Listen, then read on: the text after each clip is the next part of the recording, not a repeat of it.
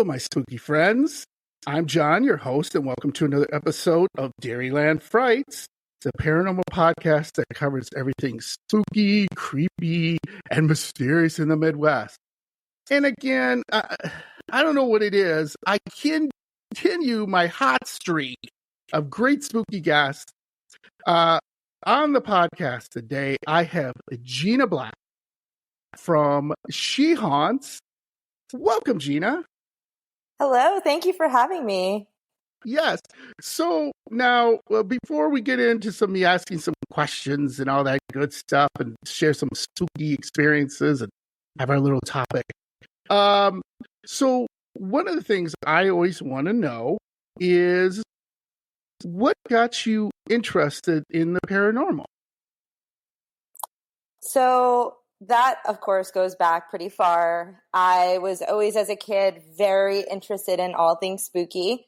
I lived in New Jersey and in upstate New York. And if you've ever been in those areas, the fall time is, everybody goes all out decorating and everybody has lots of Halloween parties. And around Christmas, we also did ghost stories around Christmas too. And my father used to entertain my brother and I in long car rides and, oftentimes around our fireplace with scary stories. So I was always interested. And then I would always be interested in watching scary movies and reading books. And I just couldn't get enough of it. And I'm also an artist. I would draw and draw and draw all kinds of crazy characters. And I just was always very interested.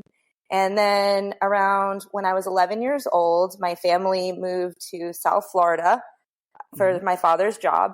And we moved into a home that was relatively new. It was only about 30 years old when we moved in. And my parents worked out some sort of deal with the former owners, and they purchased much of their furniture. So when they purchased the house, there was actually a lot of furniture already inside. And one of the back rooms, which was a guest room, was fully furnished. And that room happened to be connected to my room. And it became apparent pretty early on after moving in that there was some sort of energy in the home. And everyone in the house would experience various things. Items would be moved. We would hear knocking. I would hear sounds because my room was connected to this room. Things like light switches turning on, fans getting turned on, various unexplained things. And so this went on for many years. And my first real experience where I was a little freaked out was in high school. And I remember this very, very clearly. It was a really crazy situation. So I was getting ready for school. I was a senior in high school, of course. I always had to plan my outfits and I always had to be ready to go. So I had everything set out and I had a brand new pair of Puma tennis sneakers and I put them right by my door and I was really excited to wear them. Thank you. And I was washing up in the restroom and my brother was sleeping. My mother was sleeping. My father was in the kitchen. So it was just the two of us that were up and I was washing up in the restroom and I heard this really loud banging sound. It was so loud. So I come out of the restroom. My father comes running around the corner and we see in the hallway, my brand new sneaker is on the floor in the hallway now.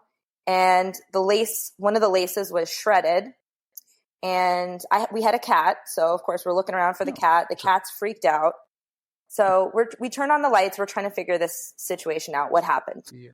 Now, once we turned on the lights, we actually noticed there were two distinct footprints from the bottom of this tennis shoe on the wall. Now, I'm 5'9".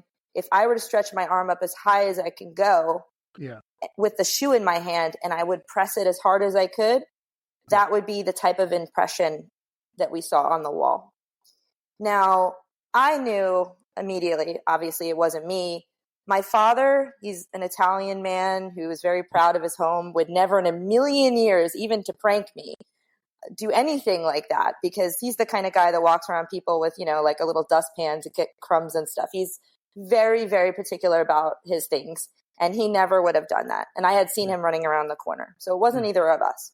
So then we start looking at the cat. We're like, okay, could maybe the cat have gotten the shoelace caught in his teeth or his claws and somehow flung the shoe. But it wouldn't have made sense for the shoe prints to be so high up on the wall if the cat had done it. And maybe it would have been closer to the ground level. But for it to be about 6 feet up onto the wall with 2 very clear footprints was just so odd.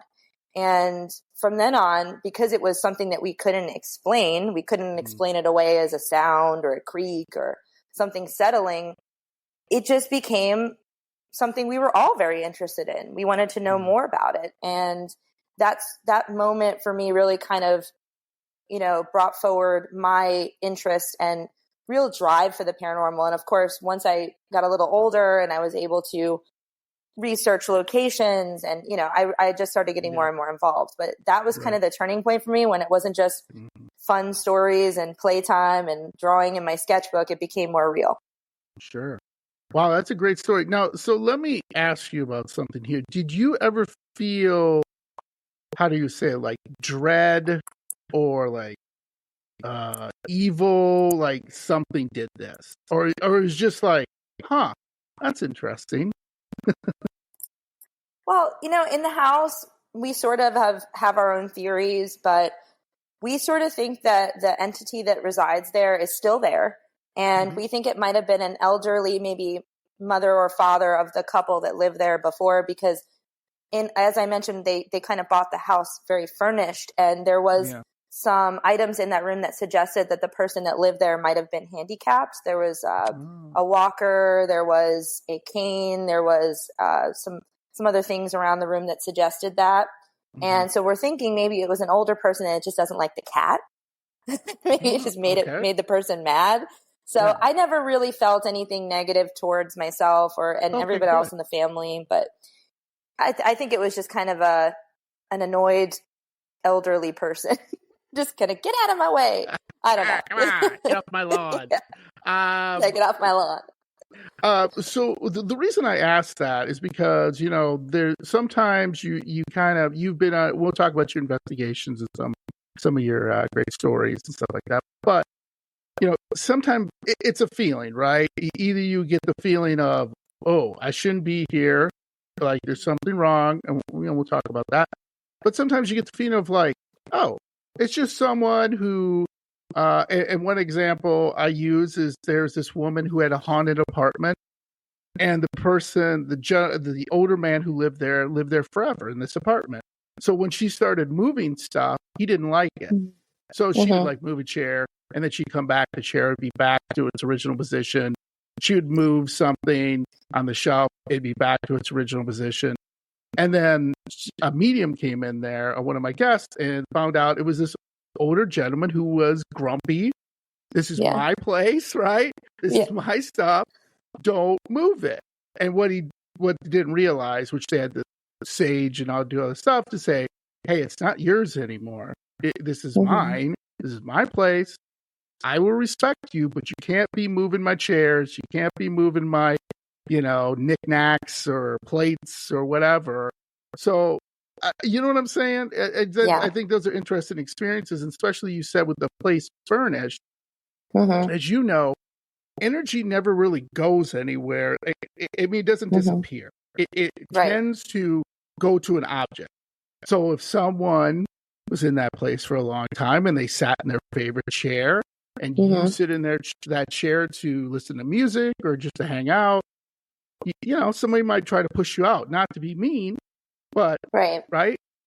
Just absolutely, because you're in the chair. Yeah. They feel ownership and they don't want you in their space. I totally understand that.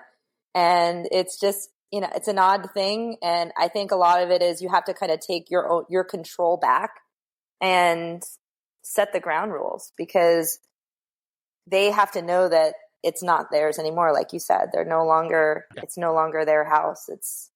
They got to share. Yeah, right. Exactly.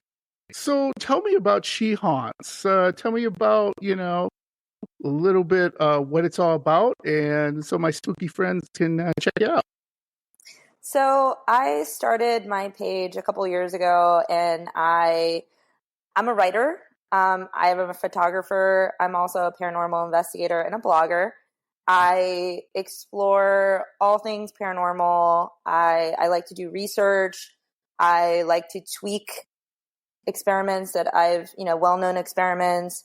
I like to try to come up with new experiments. And I'm always just trying to, find answers and see what type of new evidence I can capture. I do write a blog about my experiences, and I outline different locations I've been to and talk about different experiments and experiences. And I also write for a magazine called Paranormality Magazine, and I interview spooky artists, and I also do stories on haunted locations and different places that are, kind of interesting and spooky. And I also really like to do photography in cemeteries. I know that might sound a little odd to some folks, but for me, as someone who grew up as an artist, I appreciate the sculpture. I appreciate the artwork that is involved in headstones and statues, and I appreciate the history. And I like to just go out and see what kinds of art pieces I can find out in these locations. It's always very calm, very peaceful, very relaxing, very quiet. And I like to go out and with my Nikon and just shoot as much as I can. And for me, it's just been, as soon as I started embracing the paranormal more and more and embracing my, the other interests with the photography, I've just been so much more happy in general. And, I guess I always felt for a really long time that nobody out there would understand it. And the more and more I find is that there are so many people out there that do, and that they not only understand where I'm coming from, but they've all had their own experiences, or they also share a love for the photography, or they have a story to share. And it's just been a really cool journey because I've met so many people through doing what I do that share like-minded interests, and it's just been wonderful. I also recently, I co-founded a paranormal team called the Afterlife All-Stars, and with other like-minded folks, and we do paranormal investigations. I work with them, and within that team, as I mentioned, I'm the co-founder. I'm part of organizing the events and the media and the Instagram and stuff like that. So it's been really fun, and I absolutely love to just be involved in conversations like this. I love talking about all things spooky. Yeah. By the way, my spooky friends, I will put all Gina's social media links, Instagram, her pictures. I'm going to ask you a favor. When I get my own studio someday, promise me you'll sell me one of your pictures, if not a whole group, so I can put them in my studio because I love them. Thank you. Of course. Maybe I'll buy them from you sooner. Anyway, they're wonderful pictures. They're great Thank pictures. you. I love her blog too. Now, help me out with this. You say experiments. So I was reading a couple of your blogs, and I was like, this is really interesting. I got to ask her. So when you say experiments, what do you mean by that? Like experiment, give me a general experiment you've done recently, and what was the outcome? So what I like to do is I love paranormal ghost hunting gear. I love all the instruments and the tools that can measure some sort of, whether it be electromagnetic field or static energy or temperature change. I want to measure. I want to have validation. So it's not just enough for me to feel it. I want to see it. I want to have a tangible way to show that what I'm experiencing is actually happening. So when I'm talking about experiments, I'm thinking of ways that while investigating, we can come up with some interesting, I guess, way to present the evidence. So I will use devices such as dowsing rods. I have spirit boxes. I have a bunch of different kinds. I use digital recorders. I use motion detectors. I have all kinds of devices. But instead of just using them on their own, I do like to kind of bring in multiple devices so that in addition to capturing electromagnetic field disturbances, I'll also look for temperature changes. I'll also look for the static. I will go after motion detector devices. I have several. And this way, it's a multifaceted approach where you can really bring home the evidence that shows that, yes, there's an intelligent spirit there, and yes, they want to communicate. And sometimes spirits will come through and they want to use a particular device. And then the next time you go, they want to use something else. And I've always found that you never know what you're going to get. It really is the box of chocolates. And that's why I try to have every flavor. So I have quite the collection. I love gear, and I take my money, go stop. I mean, if they hear me, I'm here for all of that stuff. I like to have to do a sponsorship. Yes, please sign me up. So I would say one of my favorite experiments that I've been doing most recently is it's a spin on the Estes method, which if you're not familiar with the Estes method, it's when you see an investigator, they wear a blindfold, they wear noise canceling headphones, and the noise canceling headphones are plugged into a spirit box. Now, the spirit box is a device that sweeps through radio stations at a very rapid pace. And the idea in the paranormal world is if you hear a word or phrase that spans multiple radio station sweeps, it's paranormal. So through this experiment, the investigator that is wearing the headphones and the blindfold cannot see or hear anybody in the room. All they're listening to is this white noise. And they're in a sensory deprivation because they can't see anybody's lips moving. They don't know where anybody's standing in the room, and they can't hear the other investigators. So all you're going to do in that situation is just speak out loud the words that you're hearing through the spirit box. And maybe it might correlate with what the investigators are asking in the room. So now this is a traditional method. It was first started in Estes, Colorado by a paranormal team, and it's been used countless times by countless teams, both famous and, your average Joe. Everybody uses it. It's a wonderful experiment. What I started doing is, in addition to the Estes, I bring a blank sketchbook and a marker, and I do an automatic writing. And I've done this experiment now a handful of times. And basically, while I'm in the sensory deprivation, I'm just hearing the spirit box, and I'm in the zone, and I'm just drawing whatever comes to my mind's eye. I don't know if it makes any sense. I'm not sure if it correlates with anything that's going on in the room, but very often it does. And the investigators in the room will ask a question, and I'll draw, who am I speaking to? And I'll start drawing, and then it looks kind of like a face.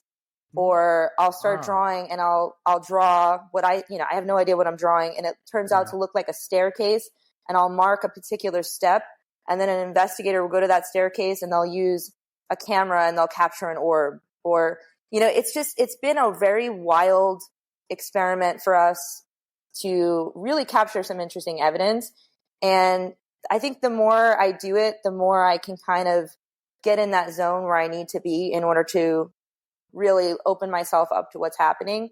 And I don't know at the time what's happening with my drawings until the very end where I can review the session.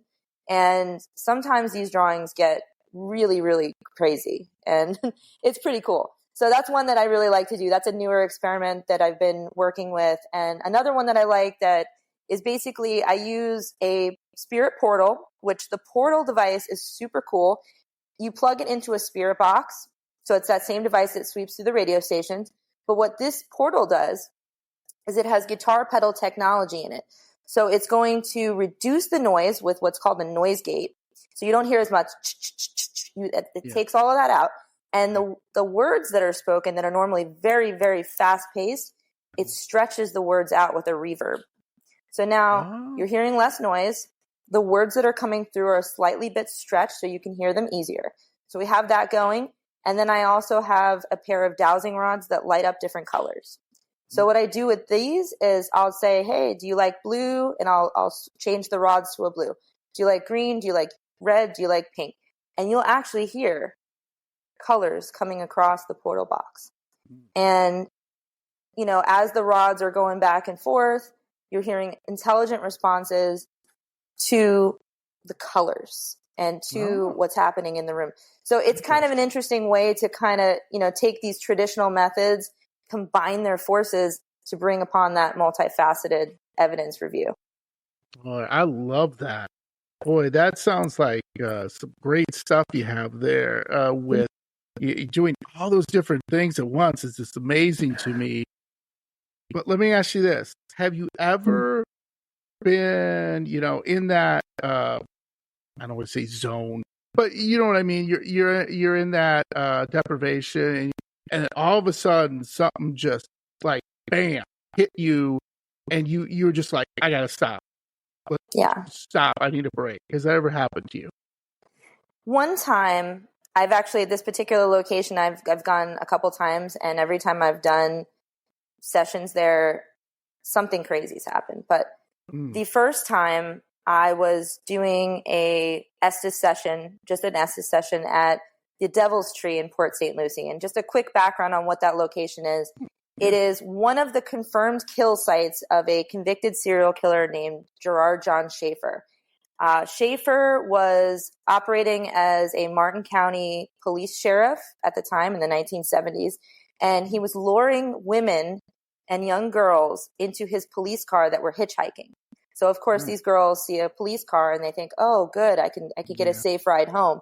And this guy was just, he was hurting these women and in some cases murdering them. And this location is in Port St. Lucie, Florida, and it's called the Devil's Tree. It was a tree that he would take women to, and he would do the horrible things that he did.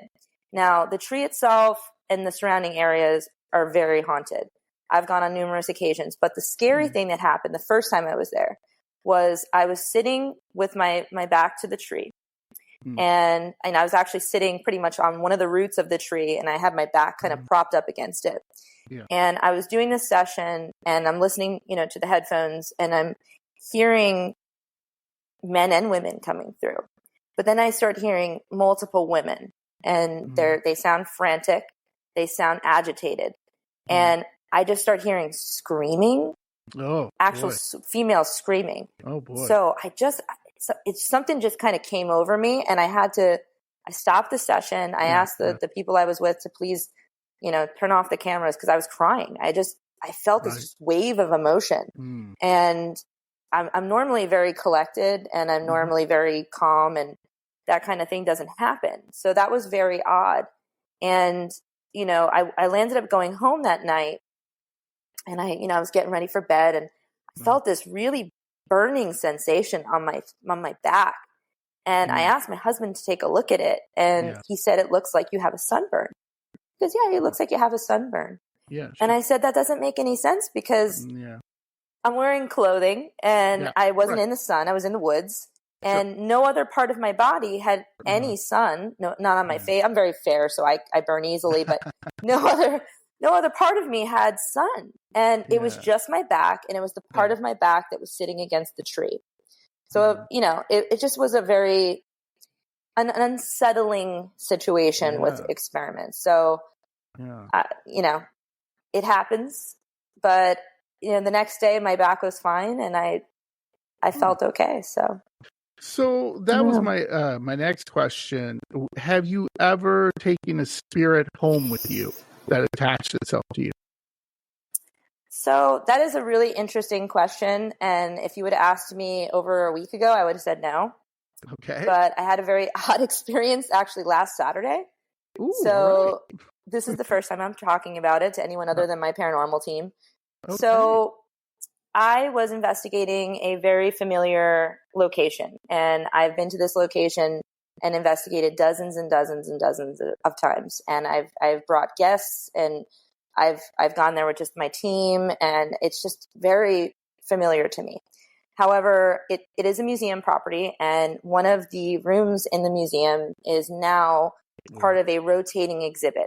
So the museum is bringing in different people to bring in artifacts that are local to our history. And on this particular night, one of the investigators that I was with was very drawn to the room, and she noticed that there was some new artifacts. And she said, "Oh, look, there's a wheelbarrow, there's a bucket, and there's a hoe." And the exhibit was about building the railroad. And the railroad is actually right outside the door of the museum. It runs right alongside of it. So we thought, oh, bright idea. Let's start investigating around the new equipment. It's going to be great. And I just immediately, I felt kind of like a vibrating sensation on my stomach. It just felt like my stomach was kind of shaking, not sick, but noticeable. And as we were investigating in there, one of the other people I was with said that she was feeling that kind of same sensation on her arm. So we both were feeling it, and it was very, it kind of came and went. And we landed up leaving the room and investigating more throughout the property. Now, we kept getting throughout the night a male voice, and it kept coming through and coming through.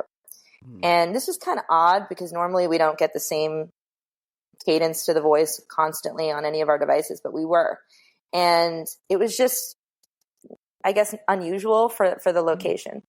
And I got home from the investigation. My husband and I, we got ready for bed, went right to bed because we were out kind of late.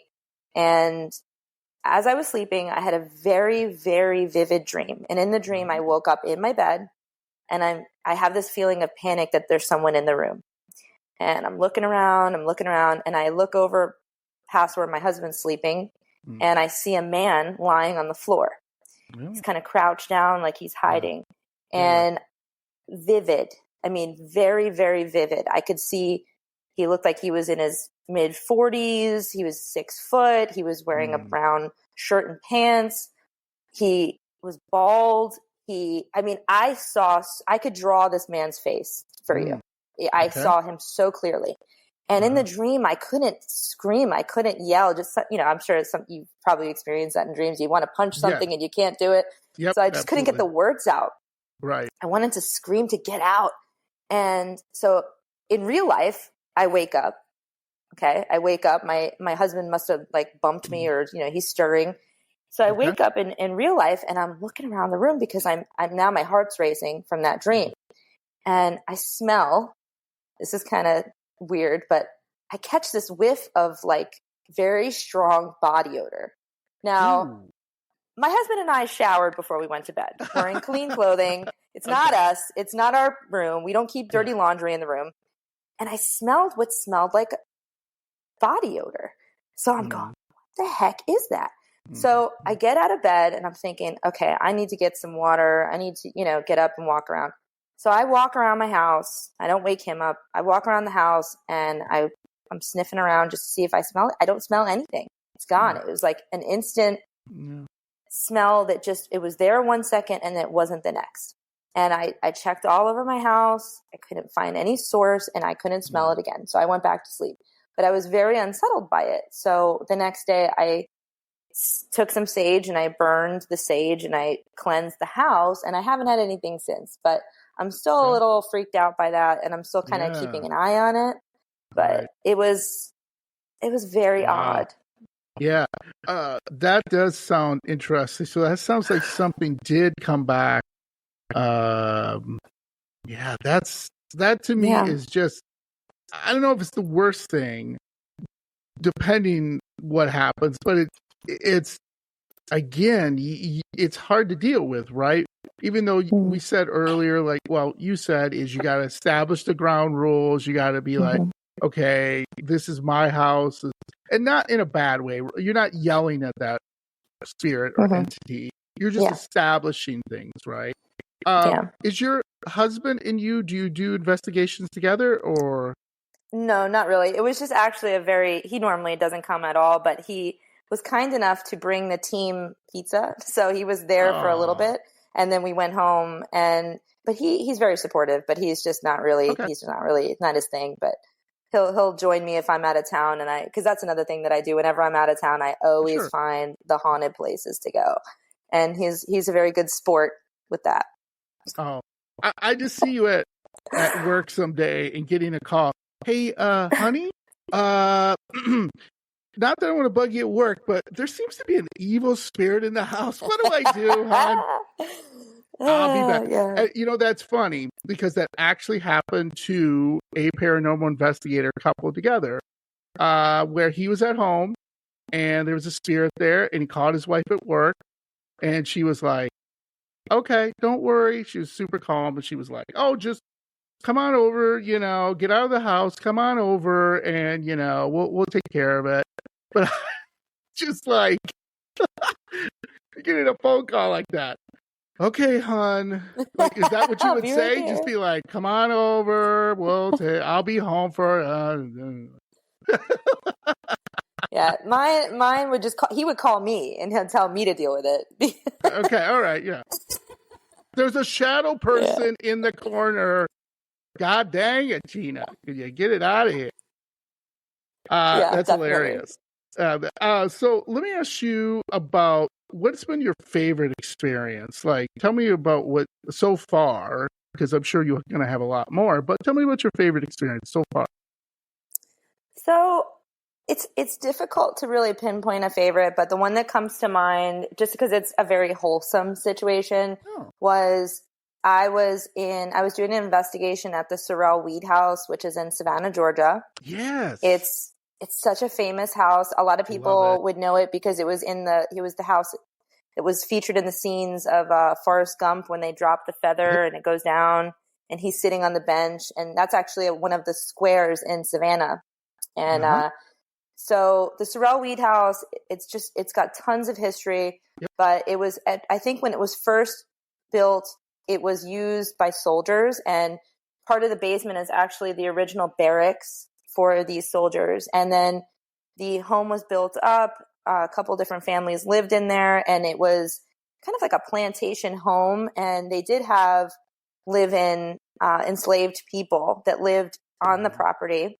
And there's a lot of crazy stories that, Ghost Adventures crew has been there, Ghost Hunters. It's just a very well investigated home. And during my investigation, I was there, and you get to basically, you have a small group and you can go, they put you in various places of the property. You investigate for half an hour, 45 minutes, and then you kind of move to the next spot. So I was in the carriage house. So it was the last end of this night. And we were ending our investigation in the carriage house, which is where the enslaved people did live. Now, the docent for the event, who kind of, was coordinating all of us, she said before, as she walked us up into the building, she said, look, this was a very happy space for these people. This was a place where they would share their meals. They would, hang out at the end of a long day. They really, this was a good place for them because they weren't working. They weren't dealing with anybody. They were just enjoying their time off and being with each other. So she said, it's gonna surprise you. She goes, the energy in here is different than the rest of the house. Sure. And, so I was trying to think of experiments, what we can do in a very short amount of time. So I had on me a spirit box, and I was with my husband, and there was another couple with us. And, we weren't really getting much action. So I said, because my husband's a musician, I said, hey, why don't you sing a song? Oh, and he said, I don't know any songs from that era. And I said, well, why don't you pick something bluesy, something, something with some soul. So he sang Blue Suede Shoes by Elvis. So he sang the song. And at the end, we were, just with the spirit box listening, and we heard this gruff old man's voice come through and say, I don't trust him. And then we hear immediately a child come through, say, he's all right. And then a woman, it was just back to back. Yeah. And then a woman come through, and it sounded like she said, yeah, like, or yeah, like she was singing along, or she was enjoying the song. Nice. So then we started, we listened for a little longer. We weren't getting any more voices. So then I asked the question, would you like to sing a song for us? And then we got the same female, or at least somebody who sounded just like her, just come through with just a long note, a very soulful that spanned multiple radio stations. And to me, that was an intelligent response. Yes. They acknowledged the song, they liked the song, they were feeling it, and they wanted to sing along too. So it was just a really cool experience because we didn't feel any heaviness in there. We felt a very light energy. And it did sort of seem like we were welcomed in the space because we were respecting them. So I think that was probably my favorite so far. Awesome. That sounds, I've been to Savannah too. I love it there. And it's so funny is the people there in Savannah, like everything's haunted. Like, they just grew up with that, right? Like the cemetery there is mad haunted. That's where, Sherman was doing. I'm a big history guy, Gina, so bear with me. That's where Sherman was doing his march to the sea, where he was just laying waste to everything and anything. And where the Civil War soldiers stayed in that cemetery, and they basically destroyed it and decimated it and everything else you could do to a cemetery. Like they went into the mausoleums and they threw the bodies out, and they went in there and put fires in there to stay warm. They dug up some of the graves and threw the bodies out and, gone in the ground so they could stay warm. And I'm like, didn't anyone say this is going to come back to bite us in the ass? Like, oh yeah, you totally disrespected the entire cemetery. And when I went on the tour in Savannah, they would not at night. They would not let you go in the cemetery because people have had way too many bad experiences. So, is that the Colonial Park cemetery? Yes. Absolutely. Okay. I actually, not knowing much of the history, the first time I was there, I stumbled across the back wall. Did you see that when you were there? The back wall of all the broken graves. Yep. And I didn't know what happened, and I'm thinking, is the park repairing these graves? Why are all these broken graves are along the back wall? And then I found out later that, like you said, they were just pillaging this whole cemetery, and they were breaking them and throwing the headstones, and so they don't know where they go. But what was interesting when I was there, and of course, I don't know if there's an explanation or not, but I was there alone. It was towards the end of the day, right before they closed, kind of like the golden hour where the sun's about to set. Yeah. And I was walking along that back wall where all those broken stones are. And I stopped for a moment. I was taking some pictures, and I heard footsteps in the fallen leaves. You can hear that crunch, crunch, crunch. Very distinct sound. It's not a bird. It sounded like footsteps. And I'm looking around, and there was nobody there. And the only thing I couldn't debunk is if there was someone beyond the other side of the wall.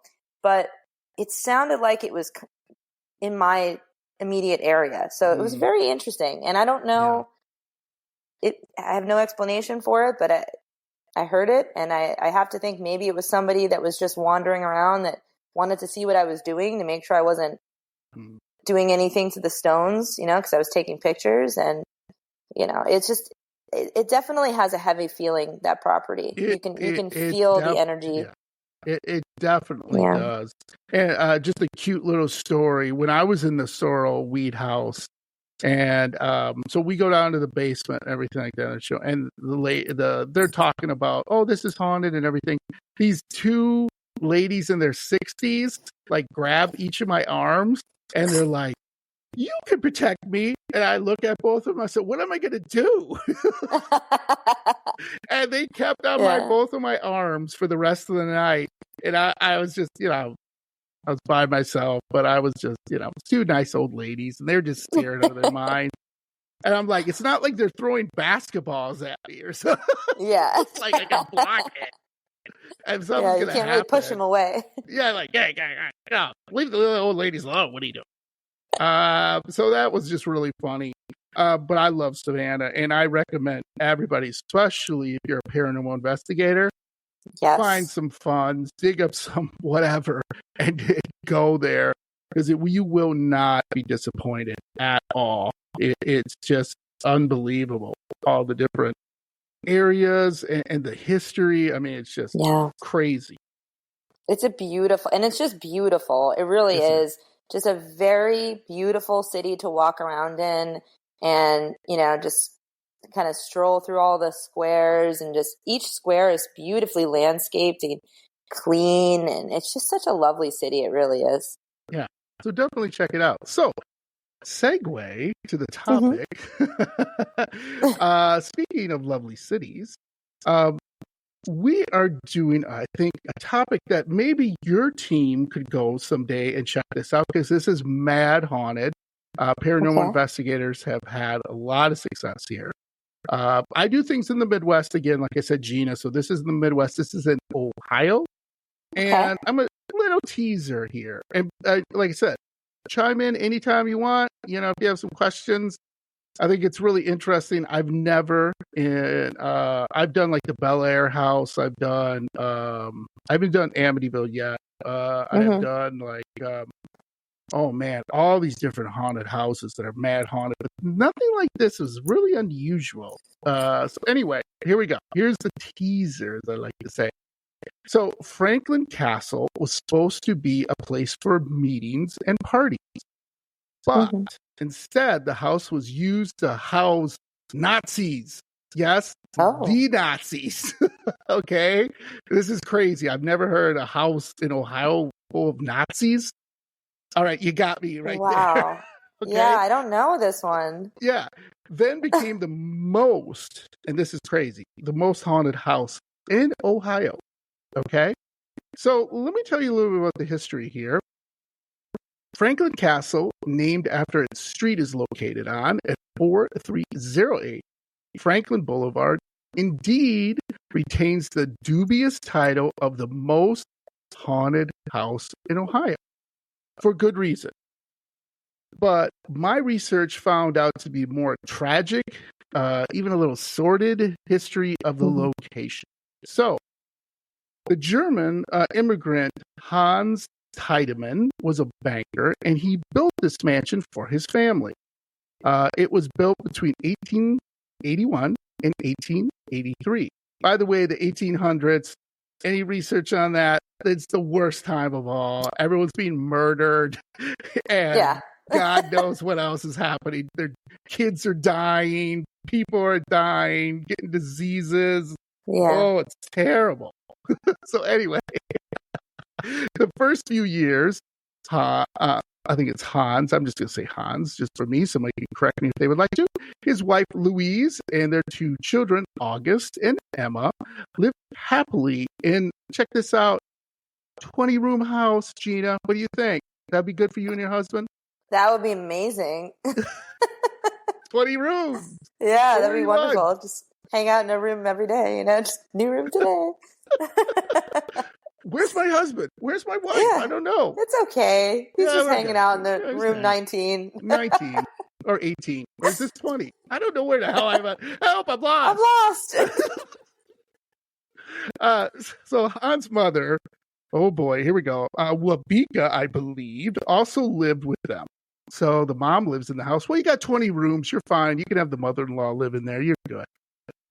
Unfortunately, and this is where it starts, Gina, the happiness ended when their 15-year-old daughter, Emma, died of consequences of diabetes on January 15th, 1891.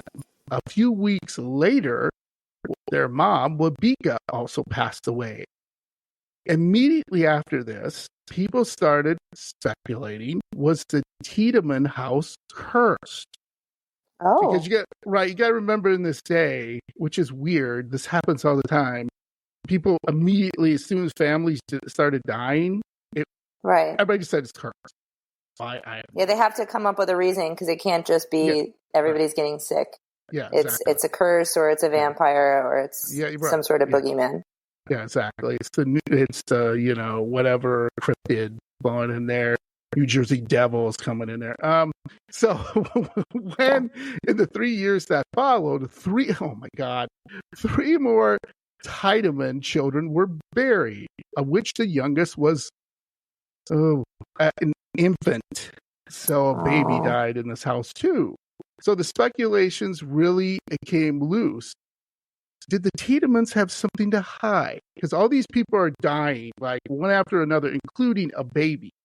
So they're like, okay, what's going on? So one of the things, this would be great. I wish my wife would do this for me. So one of the things that the Hans did, he wanted to cheer up his wife, Louise. So he built her a ballroom. Wouldn't that be nice? Oh, that would be lovely. Your husband built you a ballroom? There you go. Yeah. It's when I love you isn't enough. I love you, and here's your ballroom. Here's your ballroom, Gina. You can just spin around if you want. Spin. Twirl your heart out. I'm Cinderella. Look at me. So this ballroom was as large as the entire house. What? Mm-hmm.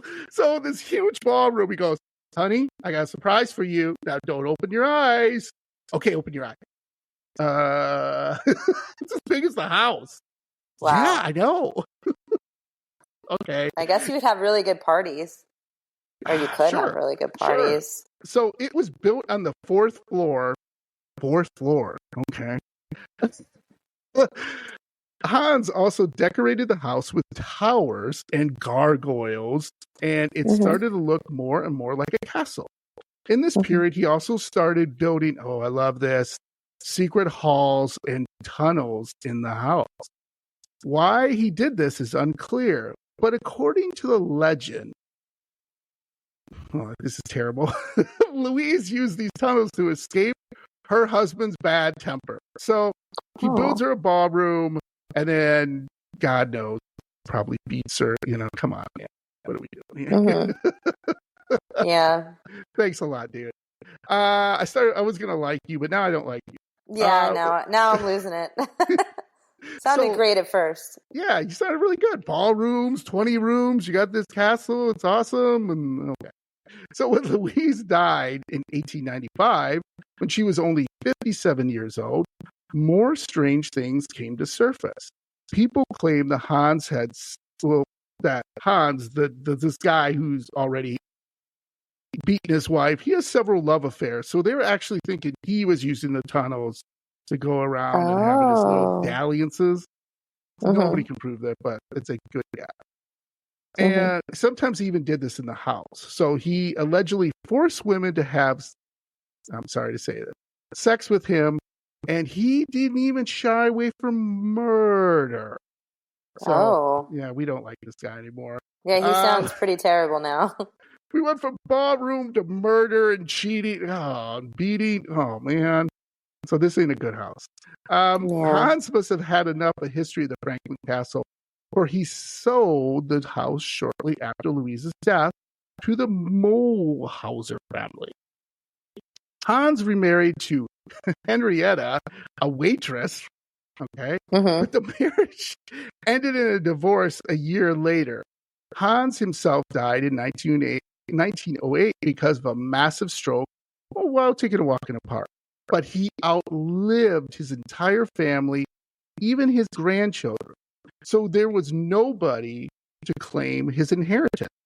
So the German Molhauser families sold the house to, here it comes, the German Socialist Party in 1939, or as we call them, Nazis. Oh my gosh, that's wild. It gets even more ridiculous with this house. What a history. I know. So it's crazy. It's got all this stuff, and now the Nazis have taken over. Like, what are we doing? Sounds like a movie. I know, right? This should be a movie. I've looked up some stuff. I haven't seen it. But although the publicly said to be a culture center between 1921 and 1968, so they had this really weird, like, how do I say? So the Nazis had like this culture center, but they were basically using it to recruit people to the Nazi party. That makes any sense? I guess not.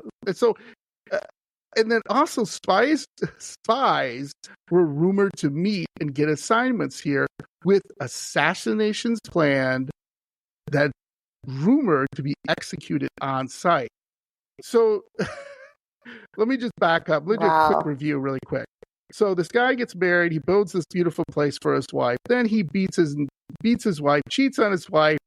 The whole family just passes one after another. Then he eventually dies. And then the Nazis take over. And now they have spies and assassinations. We're not even, we're like in the mid 1900s, Gina. Yeah, so it's probably has really, really intense energy. Yeah. Right? And it's got to have some hauntings. Yeah. And this is one of the reasons why, maybe. So, like, a lot of people died there, right? Okay. So, Franklin Castle was supposed to be a place, like I said, for meetings and parties, but instead the house was used, like I said, to house Nazis.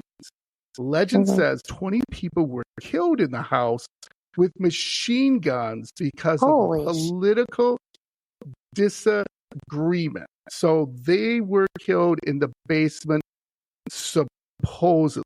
Now, later, residents claimed they could hear the fight over and over in the house. So, the neighbors heard the gunfire and they could hear them shooting. So that's already, like I said, we have this terrible history, and now a bunch of people are shot in the basement. So you can pretty much guess where that negative energy is going to come. Oh, yeah. So this is unbelievable. After that, so this was like in the about 20s, something like that. Then the house was vacant, totally vacant until 1968. So it was probably vacant for about 20 or 30 years. Okay. And if you look at pictures of this house, which I'll put on my Instagram and everything like that, it's so weird because it's like in this neighborhood and it's like I wouldn't say a posh or wealthy neighborhood, but it's it's like a middle income, I would guess, neighborhood. So, no one did anything to it. It just sat there. All right. So that's almost like 30, 40 years just sat there. And that's, so again, think about all the spirits. I don't know if you've ever been to a place that's had spirits really intensely because, they just live there, right? For so long, or were, whatever you want to say, inhabited that place for so long. They kind of going to have a problem, I guess, if people move in, right? Well, yeah. I mean, there's definitely places that are under investigated that when investigators do go in, the first investigation or two can be extremely intense because the spirits aren't used to having people in their space. Like you said, they don't want it, or they're not sure what's going on. And absolutely, that sounds like a recipe for a pretty crazy haunting. Yeah, exactly. So shortly after this place was left abandoned, like I said, until 1968, it was finally bought again by James Romano and his family. His wife has always been fascinated by large mansions and wanted to turn it into a restaurant. Okay. But the ghost made sure that did not happen, Gina. So I'm going to talk a little bit about the Romano family and what happened. So when the Romanas were busy restoring the Franklin Castle, Mrs. Romana sent the children upstairs to play. So these are some things that they kind of talk about what happened. A while later, 4 children came downstairs to ask for cookies. They wanted to take an extra cookie with them to give to the sad girl who was crying upstairs. When Mrs. Romana went up there with them, she saw nobody. But the children insisted they played with other children up there all the time, not just with the crying girl. They also started to play with other kids because remember I told you all these kids passed on there. And so a lot of people think they were playing with the deceased Tiedemann children. And one of the things what I thought was really interesting, this didn't really scare them at first.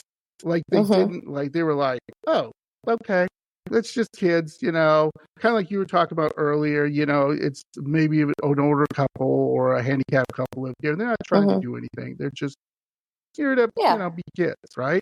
And they just want to play. So, but this is where to get weird. Organ music used to fill the house on regular occasion, even though the Romanas didn't own an organ. Oh, so was it part of the ballroom? Yes, exactly. Okay. There you go. So you hear da da ba da da. You'd be like, "What the hell?" That's so creepy. Right? Like, yeah. Wait a minute. We don't have an organ. Yeah.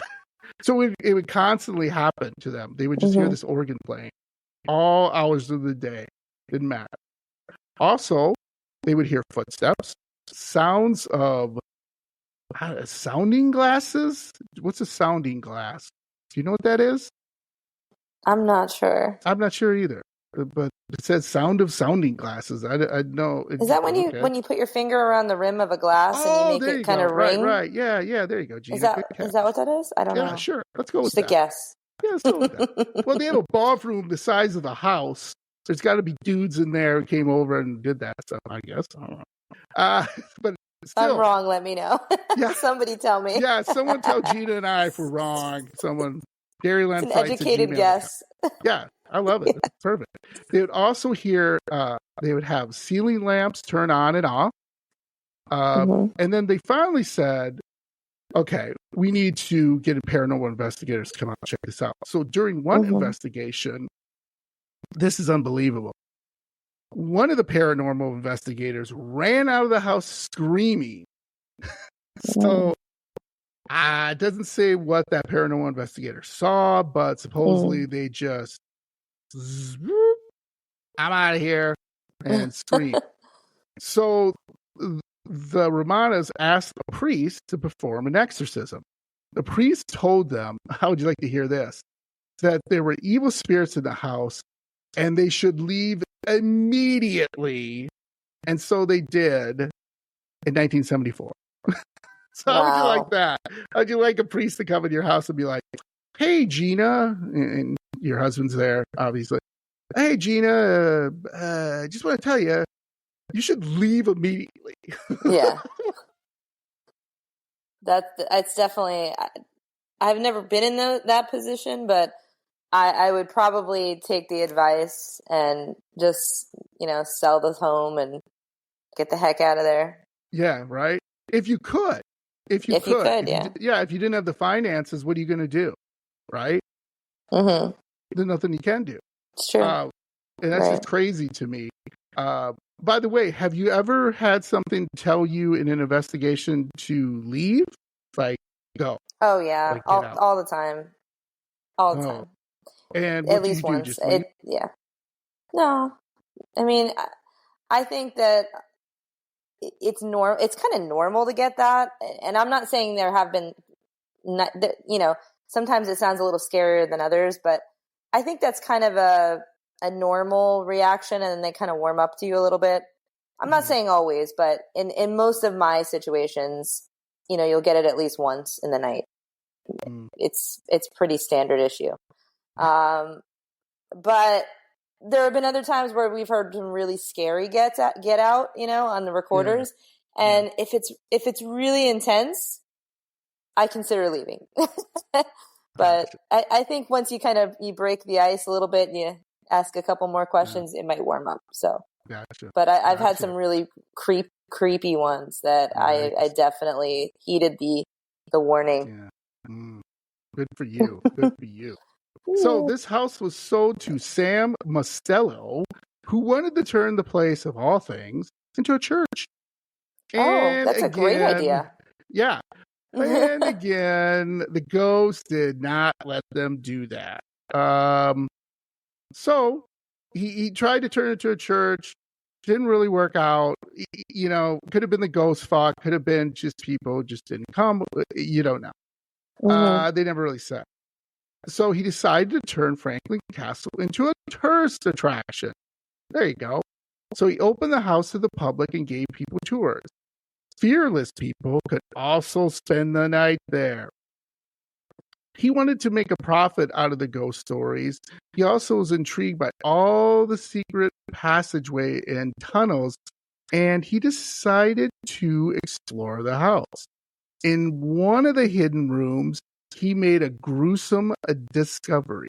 He found human bone. So he found the skeleton. Remember the original guy, the Tiedemann Hans guy? Supposedly he would have affairs, and then when the woman, who knows, was going to say something, he probably killed them. That's just speculation. But so imagine you're in your house and you find human bones, find the skeleton. So he took the story to the media. And, he trying to get more attention, but it backfired.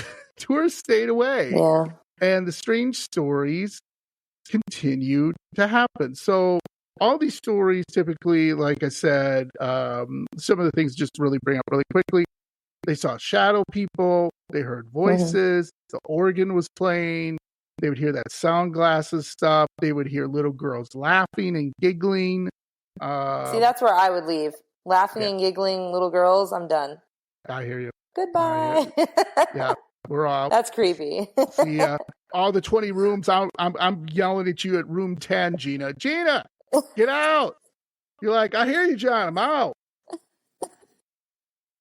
Yeah, the little kids. That's so creepy. There's just something real creepy about little ghost children. Yeah, I mean, like, I'd freak out. I'd just be like, I'm out. Yep. So Mostello sold the house again, but a strange occurrence. His guests would, and I couldn't find anything. I have to look a little bit more, but people would write in the guest book who stayed overnight. So they would write their whatever paranormal experiences, which I would love to find this book. And if you do have that book, dairylandfrights@gmail.com, send it to me. I will read it, buy it from you, whatever you want me to do, because I would love to see some of those stuff that's put in there. So few further research brought more wrongdoings of Tiedemann to light. A woman in black was seen in the tower from time to time. That's not good. She is said to be the ghost of Rachel, a maid who didn't want to have anything to do with Tiedemann's sweet talks. So she was probably strangled by Tiedemann because people feel that when they're up there, they feel choking. Like paranormal investigators go up there, and there's some stuff on YouTube. This has been researched to death. Go on YouTube. There's a million things where people have gone up. I think mostly women who have like, I got to get out. They'll grab their throat. They'll be like, "Oh man, something's not right." And they'll go out, and someone will ask me, "What's going on?" It's like, I felt like somebody's choking me. So that's kind of when you go up in that tower. That's what you feel. People also, who have spent the night there, claim to have heard a woman suffocating. I think you kind of mentioned that a little bit when they were up there. So what they think he used to do is kill these women in their sleep. Like you take a pillow, put them over them, or choke them to death. Yeah, it's not a cool guy. No, also, sounds like the worst guy. Get rid of this guy. Yeah. All right, so here you go. If you don't like little kids, the 13-year-old niece of Tiedemann is said to haunt the house. For whatever reason, and I don't know why, but her name was Karen. She was hanged in one of the tunnels behind the ballroom because she was insane. So that's so not cool. They hung her there to put her out of her misery. But they say, in truth, he caught her in bed with one of his grandsons. So he basically decided, like, you can't do that, and decided to punish her for it. Also, just hung her to death because that's horrible. She was fooling around with one of his grandsons. Okay. Someone also was killed in one of the rooms with an axe, and no less than 12. I know this is golden territory, people. If you got kids in the room, you might want to turn this off or, pause it. 12 baby corpses were found in a secret room. What? Is that from the Nazis? No. Not from the Nazis. You think Nazis would do it, but I'm going to get the Nazis are the worst. So who'd want to hurt babies? Rumors say a doctor briefly lived in the house after Tiedemann. He experimented on the babies. And here you go, Gina. I don't mean to give you nightmares tonight. I'm already getting nightmares. Sounds of babies crying are frequently heard in the walls and throughout the house. So, like, I have to go. Yeah, you go up against the wall and you'll hear like, wah, and you're like, no, I'm out. So, baby, just threw in a pile of corpses. That's horrible. People, you can come back. Yeah. We're all good now, sort of. So the next owner who purchased the property in the mid-1980s was the husband of the actress Judy Garland. So Judy Garland, Wizard of Oz. That's how you know. and plenty of other great movies. She's a great actress. Yeah. Anyway, his name was Michael Davinco. He made quite a few renovations to the storied old building and primarily entertained large parties as opposed to making a residence there. So it was like his party house, basically. Mm-hmm. So with him, he was the same way. He says he would hear all these noises, organs playing, pretty much the same thing, giggling, stuff like that. But it didn't bother him because he would just have parties there. And believe it or not, people thought it was kind of cool. So there you go. People are weird sometimes. Yeah, definitely weird. Franklin Castle today. Michelle Heimberger had great plans for the mansion and wanted to restore it the way it once was. Unfortunately, a huge fire in November of 1999, so this is a little bit dated, I should say, just a few months after she bought it, ended the dream. So it was partly destroyed and she didn't have enough money to fix it up. Later, a group of people bought it and turned it into a club. So shortly after that, they turned it into, like a dance club. Wow, the history of this property is just blowing my mind. It's all over the place. The house remained untouched. So about 1999, early 2000s, it remained untouched until 2006. Now, this made me laugh when I saw this because I've never seen this. So in the meantime, when it was kind of untouched, apparently the house was used for shooting porn movies. Oh my gosh. That is so random. That is so random. Like, wow. Hey, let's shoot porn in this house. What? Yeah, just don't go into the 12 baby room. Yeah, don't go past the little girl that's crying in the corner. And, the bones in the basement. And the bones in the basement and the organ playing. Yeah. Oh, my God. It's hilarious. Even people have said that bands used to go in there and, use it for, a practice place. So, some people claim, Red Hot Chili Peppers use that place one time. That's whether it's true or not. But, bands would come into town. And then someone would say, hey, I got this place. It's kind of cool. You'll love it. And, they're rock stars, so they're kind of goofy, right? Yeah, they want to do something different. Yeah. So, supposedly, whether I didn't find anything.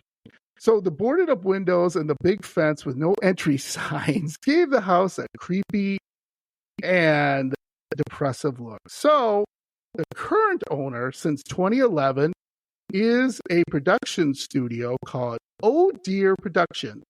It's a foreign LLC that uses the castle as its Cleveland base of operation. But there's some good news. It has 20 rooms, so I don't know what's going on here. But another person bought where can we find the good news? Sift through all of this. Yeah. So then this other person bought it, and I don't know if they're just selling the house, parts of it. It's so weird. I got totally lost on this part. But there's other good news. In 2011, also a European tapestry artist, oh boy, Shira Dali bought the house. And she's been the current owner with this Oh Dear Productions place. And like I said, she uses it for operations. And one of the things in 2012, a permit was issued to convert the house into 3 family homes. Because remember, it has 20 rooms. So it's a huge place. So let's just hope the new families can live in perfect harmony with the resident ghosts, because the manor is privately owned, so it is no longer open to the public at this time. However, it is part of the Cleveland Ghost Tour.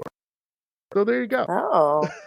What do you think? I wonder. I don't know how. That is the coolest thing. I've never heard of this, and it is just. It sounds like a movie. It sounds like something you'd, some sort of wild Tim Burton.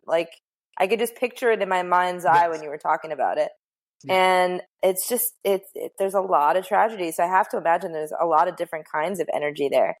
And what's interesting to me, and I don't know how the state of Ohio is versus Florida, but in Florida, when you have a building that is considered a historic building, if it's on the register of historic places, you can't do renovations like that. You can't divide up a house into 3 apartments because it goes against the regulations. Everything you do in a historic place in this state, you have to be very by the book. And I think that's kind of a shame that the new owner wants to do that, because it's probably going to piss off the energies inside. And 2, who's going to want to live there with negative energy like that? Yes. And 3, why would you want to take away from the integrity of the property like that? It's just, I don't know. It just seems a little wrong to me. Yeah, I do too. Yeah. So, what do you think? Would your team like to investigate this house? I would love to, and I'm sure they would too, because that just sounds like a buffet of spooky ooky, and I am sure that we would probably capture some really wild evidence. So sign me up. Absolutely. Love that. Love it.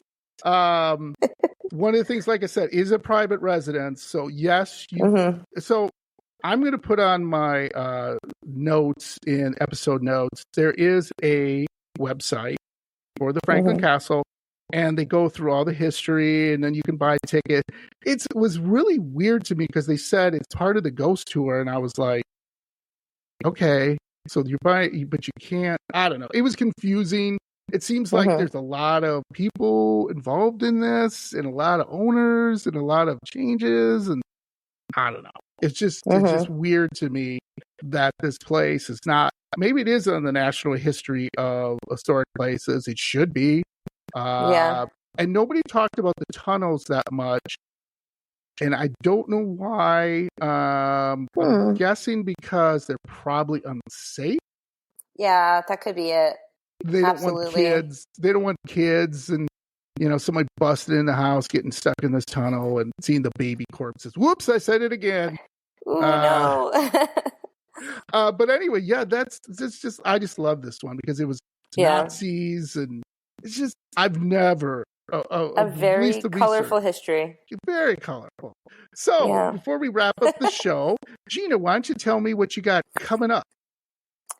So I am always looking to get involved in new projects, and one of my new projects is my new paranormal team. So I hope everybody could check that out. We're just kind of getting started, and we have a lot of big plans.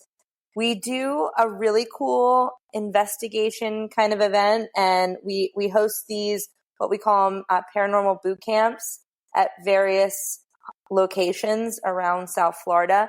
And what's cool about these boot camp investigations is folks, anybody can come join. You can learn about the equipment. That's the boot camp aspect of it. We have all of the equipment that you see on the shows. If you've seen it on Ghost Adventures or any of those shows, we probably have it or something like it. And everybody will learn how to work the equipment, and then they can join our team on an investigation. The ticket prices always go straight to the venue, whether it's the museum or a historic location. We fundraise for them, and it's a really cool opportunity. And it also gives our team access to these really interesting places, and we get to learn, a little bit about the history. We get to meet the people that live and work in these places, and it's just a really cool thing. So that's, something that I have right now that I'm working on. And I'm just, I'm always looking for the next investigation.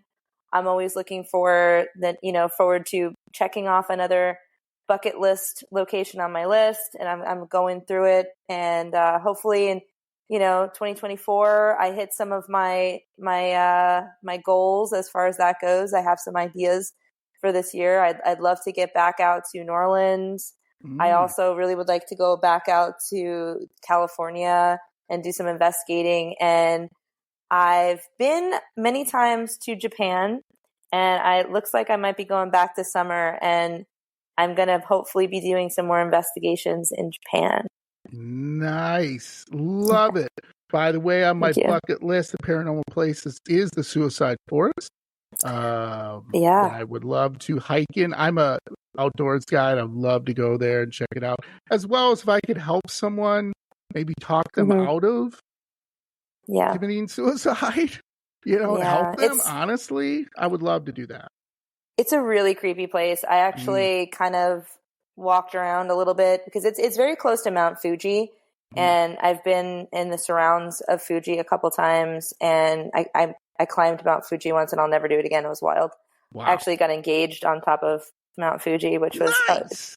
It's a totally wild story. But we went, we were around the outskirts of it, and all I can say, because I didn't bring any paranormal equipment, anything like that. I was just walking in just to see what I felt, see what we saw. And what's really crazy about it is it happens so often, the suicides, that the government can't really do much to keep people out.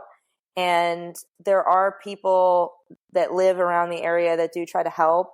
And there's actually a color coding system of flags that campers can put on their tents. And some colors mean things like, I'm thinking about things by myself. Other colors mean I need help. Other colors mean I want to, there's just different reasons why they put different colors up. And there are a lot of people that are trying to make a difference, but I didn't see anybody when I was there. I just kind of you walked in, and the best way I could describe it was, now picture yourself, you said you like to hike. You walk into a dense forest and you walk in, you're met with, that familiar kind of humidity where, you're underneath the canopy of these trees and you feel that humidity from all the plants around you.